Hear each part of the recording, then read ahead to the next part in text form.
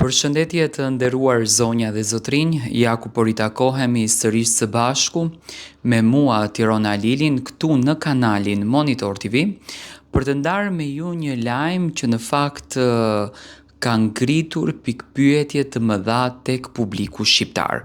Çfarë po ndodh me Alaudin Hamitin, moderatorin e Big Brother VIP Kosova, njëkohësisht edhe me stilistin e njohur Valdrin Sahiti. Ditën e sotme është parë që Alaudin Hamiti është paraqitur në stacionin policor të Prishtinës.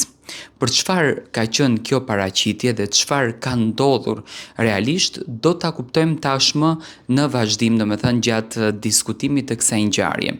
Siç duket, ky Big Brother nuk ka qenë edhe aq i lehtë për ta përballuar drejt Alaudini. Ka patur dhe përleshje fizike, një video që u bë publike në rrjetet sociale, gjë që ishte në fakt e dukshme që lidheshte me inatin apo me mllefin e ndonjërit prej ish banorëve të kësaj shtëpie, por siç duket ka edhe lëndë të ngritura drejt Alaudin Hamitit dhe televizionit Klan.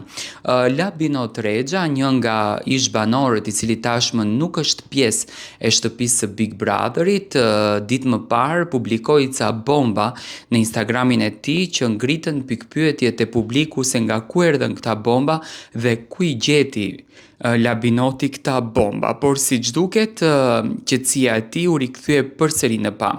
Ne menduam që Labinoti heshti, menduam që ndoshta është kërcënuar nga ana e produksionit, por ditën e sotme Labinoti ka shkruar në Instagramin e tij që do të rikthehet nesër mbrëma në orën 20:30 ku do të plasën bombën më të madhe që do të shokohen të gjithë shqiptarët.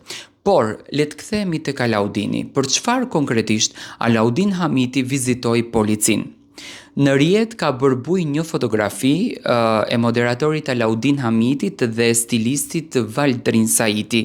Ata shihen në stacionin e policisë, nuk dihet nëse bëhet fjalë për ndonjë incident apo për incidentin në fakt që ndodhi pak ditë më parë ndaj moderatorit apo ka diçka tjetër. Shoqërimi i Valdrin Sahitit, me patjetër që Valdrini nuk do të kishte dorë në polici, le të kupton që Alaudini ndihet i kërcënuar jashtëzakonisht shumë dhe nuk lëvizeni vetëm nëpër Prishtinë dhe shoqërimin që ja ka bërë Valdrini është thjesht për ta ndihmuar apo për të qëndruar mbrapa në raste të ndonjë presionit apo kërcënimit. Siç duket, Alaudini ka shkuar në polici për rastin që i ndodhi me djalin i cili e goditi në rrugë.